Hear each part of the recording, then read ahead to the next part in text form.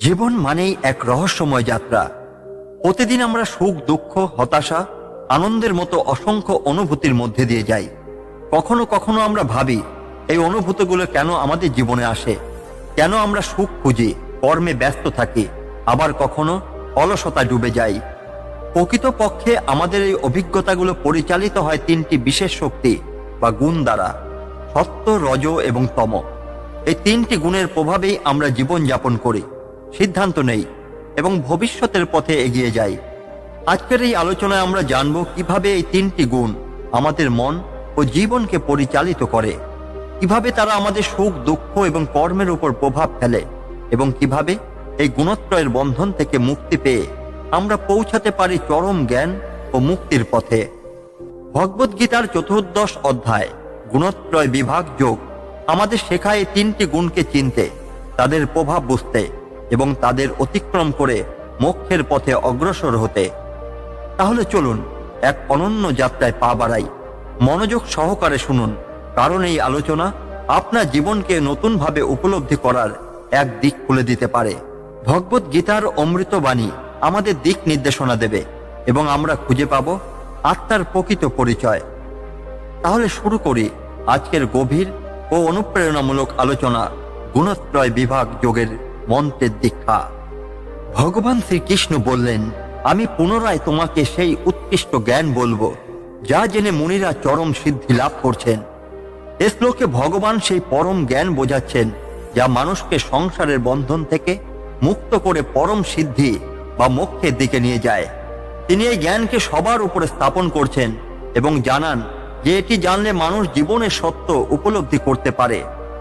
ভক্তরা আমার ধর্মে পৌঁছে যান, তার ফলে তারা সৃষ্টি হলে পুনর্জন্ম লাভ করেন না এবং প্রলয়ে ব্যথিত হন না। এই জ্ঞান অর্জন করলে জীব সৃষ্টির চক্র থেকে মুক্ত হয়ে ঈশ্বরীয় অবস্থায় পৌঁছায়। পুনর্জন্ম এবং প্রলয়ে দুঃখ তাদের স্পর্শ করে না, কারণ তারা দেহের বন্ধন থেকে মুক্ত। আমার ব্রহ্মরূপ বিশাল যোনিতে আমি গর্ভ স্থাপন করি, যার দ্বারা সমস্ত জীবের উৎপত্তি হয়। ভগবান এখানে বলছেন যে তিনি সৃষ্টির মূল কারণ।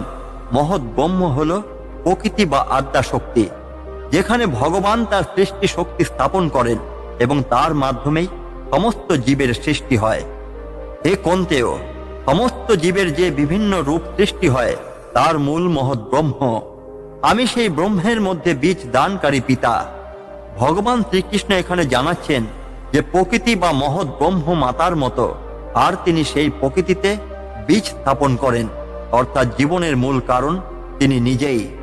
প্রকৃতি জাত সত্য, রজ এবং তমগুণ জীবাত্মাকে শরীরে আবদ্ধ রাখে। সত্যগুণ, রজগুণ এবং তমগুণ প্রকৃতির তিনটি গুণ। এই গুণগুলো জীবাত্মাকে শারীরিক এবং মানসিকভাবে আবদ্ধ রাখে। এগুলোর প্রভাবে জীব সংসারের বিভিন্ন কর্মে যুক্ত থাকে। সত্যগুণ, যা নির্মল এবং আলোকিত, তা সুখ এবং জ্ঞানের সঙ্গে যুক্ত করে জীবকে আবদ্ধ করে। সত্যগুণ মানুষকে জ্ঞান, সুখ এবং শান্তির দিকে নিয়ে যায়। এটি পবিত্র এবং আলোকিত, কিন্তু এটি আসক্তি তৈরি করতে পারে, যেমন জ্ঞান বা সুখের প্রতি মোহ। এই গুণ জীবকে সূক্ষ্মভাবে আবদ্ধ রাখে। রজগুণ অর্থাৎ রাগ, সত্যগুণ, যা নির্মল এবং আলোকিত, তা সুখ এবং জ্ঞানের সঙ্গে যুক্ত করে জীবকে আবদ্ধ করে। সত্যগুণ মানুষকে জ্ঞান, সুখ এবং শান্তির দিকে নিয়ে যায়। এটি পবিত্র এবং আলোকিত, কিন্তু এটি আসক্তি তৈরি করতে পারে, যেমন জ্ঞান বা সুখের প্রতি মোহ। এই গুণ জীবকে সূক্ষ্মভাবে আবদ্ধ রাখে। রজগুণ অর্থাৎ রাগ দ্বারা পূর্ণ এবং তৃষ্ণা এবং আসক্তি থেকে উৎপন্ন হয়। এটি জীবকে কর্মের প্রতি আসক্ত করে, আবদ্ধ করে। রজগুণ কর্মপ্রবণ এবং ইচ্ছাপূর্ণ। এটি মানুষের মধ্যে বাসনা এবং আসক্তির জন্ম দেয়, ফলে জীব কর্মফলের চক্রে আবদ্ধ হয়ে পড়ে এবং মোক্ষ লাভ করা কঠিন হয়ে যায়। তমগুণ অজ্ঞতা থেকে জন্মায় এবং এটি জীবকে মোহিত করে। এটি অলসতা, প্রমাদ এবং ঘুমের মাধ্যমে জীবকে আবদ্ধ করে। তমগুণ হল অজ্ঞানতা, আলস্য এবং অপ্রগতিশীলতার প্রতীক। এটি জীবকে আধ্যাত্মিক অগ্রগতি থেকে দূরে রাখে এবং জীবকে মোহ, অলসতা এবং অসচেতনতার বন্ধনে আবদ্ধ রাখে। সত্যগুণ জীবকে সুখে আবদ্ধ করে, রজগুণ কর্মে আবদ্ধ করে, আর তমগুণ অজ্ঞানে আচ্ছন্ন করে জীবকে প্রমাদে আবদ্ধ করে। এই শ্লোকে 3টি গুণের কার্য প্রণালী বোঝানো হয়েছে। সত্য সুখের মধ্যে আসক্তি সৃষ্টি করে, রজগুণ কর্ম এবং বাসনাকে উৎসাহিত করে, আর তমগুণ জীবকে অজ্ঞতার অন্ধকারে নিমজ্জিত করে। সত্যগুণ রজগুণ এবং তমগুণকে অতিক্রম করে তমগুণ সত্য এবং রজগুণকে অতিক্রম করে, এবং রজগুণ সত্য ও তমগুণকে অতিক্রম করে। এই 3টি গুণ দেহের মধ্যে পরস্পরের প্রভাব বিস্তার করে। 3টি গুণই জীবের মধ্যে পরিবর্তন ঘটায়। কোনো সময় সত্যগুণ প্রভাবশালী হয়, কখনো রজগুণ বা তমগুণ। এই গুণগুলোর ক্রমাগত পরিবর্তনের কারণেই জীবের আচরণ এবং চিন্তাধারা পরিবর্তিত হয়। যখন শরীরের প্রতিটি ইন্দ্রিয় আলোকিত হয় এবং জ্ঞান প্রকাশ পায়, তখন বুঝতে হবে সত্যগুণের বৃদ্ধি হয়েছে। সত্যগুণ বৃদ্ধি পেলে মানুষের মধ্যে জ্ঞানের উন্মেষ ঘটে। এটি ইন্দ্রিয়গুলোকে শুদ্ধ করে এবং মানুষ শান্তি, জ্ঞান এবং সত্যের দিকে অগ্রসর হয়। হে ভারতসর্ব, যখন রজগুণ বৃদ্ধি পায় তখন লোভ, অতিরিক্ত কর্মস্পৃহা, অসন্তোষ এবং কামনা জন্ম নেয়। রজগুণ বৃদ্ধি পেলে ব্যক্তি কামনা, বাসনা ও কর্মফলে আসক্ত হয়ে পড়ে। এটি মানুষকে চঞ্চল, অশান্ত এবং কর্মচঞ্চল করে তোলে, ফলে ব্যক্তি জীবনে স্থিরতা হারায়। হে কুরুনন্দন, যখন তমগুণ বৃদ্ধি পায় তখন অন্ধকার, অলসতা, মোহ এবং প্রমাদ প্রকাশ পায়। তমগুণ মানুষকে অজ্ঞতা, অলসতা এবং মোহের দিকে নিয়ে যায়। এটি জীবনের গতি থামিয়ে দেয় এবং আত্মোন্নতির পথে বাধা সৃষ্টি করে। যখন সত্যগুণ বৃদ্ধি পেয়ে মৃত্যু ঘটে, তখন জীবাত্মা শুদ্ধ এবং উচ্চ জ্ঞানী লোকদের স্বর্গ বা উত্তম গতি লাভ করে। যদি কেউ সত্যগুণের প্রভাবে মারা যায়, তার আত্মা উচ্চতর জগতে যায়। এটি নির্দেশ করে যে সত্যগুণ মানুষের আত্মাকে শুদ্ধ এবং উন্নত গতি অর্জনের জন্য প্রস্তুত করে। যদি কেউ রজগুণের প্রভাবে মৃত্যুবরণ করে, তবে সে কর্মের প্রতি আসক্ত প্রাণীদের মধ্যে জন্ম লাভ করে। তমগুণের প্রভাবে মৃত্যুবরণ করলে সে মূঢ় বা নীচ প্রজাতির মধ্যে জন্মায়। রজগুণ মৃত্যুর পরে কর্মফল অনুসারে মানুষকে পুনর্জন্মের চক্রে আবদ্ধ করে। তমগুণের প্রভাবের কারণে জীব নিম্নতর জীবনধারায়, যেমন পশু বা অজ্ঞ প্রাণী জন্মায়। শুভ কর্মের ফল সত্য গুণের জন্য পবিত্র ও আনন্দময় হয়। রজগুণ থেকে দুঃখ উৎপন্ন হয় এবং তমগুণ থেকে অজ্ঞতা জন্মায়। ভগবান বলছেন, সত্য গুণের দ্বারা সম্পন্ন কর্মের ফল হল শান্তি ও আনন্দ, কিন্তু রজগুণের কর্মফলের প্রতি আসক্তি বাড়ায় এবং দুঃখের কারণ হয়। তমগুণের প্রভাবে অজ্ঞানতায় নিমজ্জিত থাকা মানুষের উন্নতির পথ রুদ্ধ করে। সত্যগুণ থেকে জ্ঞান উৎপন্ন হয়, রজগুণ থেকে লোভ এবং তমগুণ থেকে প্রমাদ, মোহ এবং অজ্ঞান জন্মায়। 3টি গুণের কার্য প্রভাব এখানে ব্যাখ্যা করা হয়েছে। সত্য গুণের মাধ্যমে মানুষ জ্ঞান এবং আত্মোপলব্ধি লাভ করে। রজগুণ মানুষকে ভোগ, লালসা ও মোহে আবদ্ধ করে। তমগুণ মানুষের বুদ্ধি আচ্ছন্ন করে তাকে অজ্ঞানতার গভীরে ঠেলে দেয়। সত্যগুণে প্রতিষ্ঠিত ব্যক্তিরা ঊর্ধ্বগতি লাভ করেন, উন্নত জীবন বা মোক্ষ অর্জন করেন। রজগুণে যুক্তরা মধ্যম স্তরে অর্থাৎ মানব জীবনে অবস্থান করেন, আর তমগুণে যুক্তরা নিম্নগতি অর্থাৎ নীচ প্রজাতি বা পতন লাভ করেন। এই শ্লোকে 3টি গুণের ভিত্তিতে জীবনের ভবিষ্যৎ অবস্থান নির্ধারণ করা হয়েছে। সত্যগুণ উন্নতির কারণ, রজগুণ কর্ম ফল ভোগের জন্য পুনর্জন্মের কারণ এবং তমগুণ পতনের কারণ হয়। যখন ব্যক্তি দেখে যে গুণত্রয়ই সকল কর্মের কর্তা এবং সে নিজে গুণত্রয়ের ঊর্ধ্বে, তখন সে আমার স্বরূপে অর্থাৎ ভগবত অবস্থায় পৌঁছায়। এই শ্লোক গুণত্রয় থেকে মুক্তির পথ দেখায়।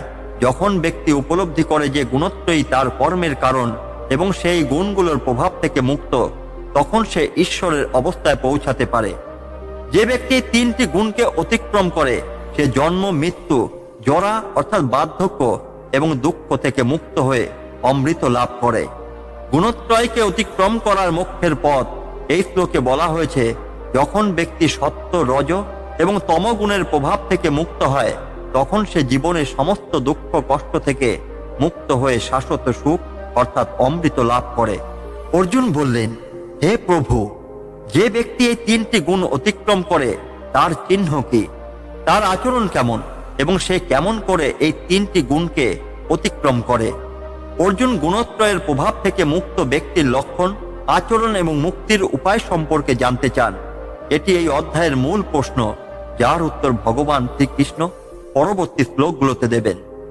শ্রী ভগবান বললেন, হে পাণ্ডব, যে ব্যক্তি জ্ঞান, কর্মস্পৃহা এবং মোহ এইগুলোর প্রকাশকে ঘৃণা করেন না এবং সেগুলো না থাকলে আকাঙ্ক্ষাও করেন না, সেই গুণত্রয়ের প্রভাব থেকে মুক্ত। গুণত্রয়ের প্রভাবের প্রতি নির্লিপ্ত থাকা মুক্তির প্রধান লক্ষণ। মুক্ত ব্যক্তির মন গুণত্রয়ের ওঠা নামায় প্রভাবিত হয় না। যিনি নিরাসক্ত ভাবে থাকেন এবং গুণত্রয়ের দ্বারা প্রভাবিত হন না এবং যিনি মনে করেন গুণগুলি কাজ করছে, তিনি গুণত্রয়ের প্রভাব থেকে মুক্ত। মুক্ত ব্যক্তি বুঝতে পারেন যে সকল কর্ম প্রকৃতির গুণত্রয়ের দ্বারা পরিচালিত। এই উপলব্ধি তাকে নিরাসক্ত এবং সমত্বে স্থিত হতে সাহায্য করে। যিনি দুঃখ ও সুখে সমান মাটির ঢেলা, পাথর ও সোনাকে সমানভাবে দেখেন, প্রিয় এবং অপ্রিয়কে সমানভাবে গ্রহণ করেন, নিন্দা ও প্রশংসায় নির্বিকার থাকেন, তিনি গুণত্রয় অতিক্রম করছেন। এই শ্লোকে গুণত্রয়ের ঊর্ধ্বে অবস্থানের চিহ্ন বোঝাতে হয়েছে। মুক্ত ব্যক্তি সমত্বে স্থিত জীবনের ওঠানামার প্রভাবিত হন না। যিনি সম্মান ও অসম্মানের সমান, বন্ধু এবং শত্রুর প্রতি নিরপেক্ষ এবং সমস্ত কর্মের আসক্তি ত্যাগ করছেন, তিনি গুণত্রয়ের ঊর্ধ্বে অবস্থান করছেন। সমান দৃষ্টিভঙ্গি এবং কর্মফলের প্রতি আসক্তি ত্যাগ করাই মুক্ত ব্যক্তির প্রধান গুণ। এটি তাকে প্রকৃতির গুণত্রয় থেকে মুক্ত করে। যে ব্যক্তি অবিচল ভক্তি যোগের মাধ্যমে আমার সেবা করে, সেই তিনটি গুণকে অতিক্রম করে এবং ব্রহ্মতত্ত্বে প্রতিষ্ঠিত হয়। ভক্তি ও আত্মসমর্পণ গুণত্রয় থেকে মুক্তির সর্বোত্তম পথ। শ্রীকৃষ্ণের প্রতি অবিচল ভক্তি ব্যক্তি জীবকে পরম ব্রহ্মতত্ত্বে নিয়ে যায়। আমি হলাম সেই ব্রহ্ম, যা অমৃত, অবিনশ্বর, শাশ্বত ধর্মের ভিত্তি এবং পরম আনন্দের উৎস। ভগবান শ্রীকৃষ্ণ জানাচ্ছেন যে তিনি হলেন ব্রহ্ম, যা সমস্ত সুখ এবং মোক্ষের মূল। গুণত্রয়ের ঊর্ধ্বে উঠে ভগবানে লীন হওয়া জীবনের সর্বোচ্চ লক্ষ্য। এই শ্লোকগুলোতে গুণত্রয়ের প্রভাব থেকে মুক্ত ব্যক্তির লক্ষণ, আচরণ এবং মুক্তির পথ ব্যাখ্যা করা হয়েছে।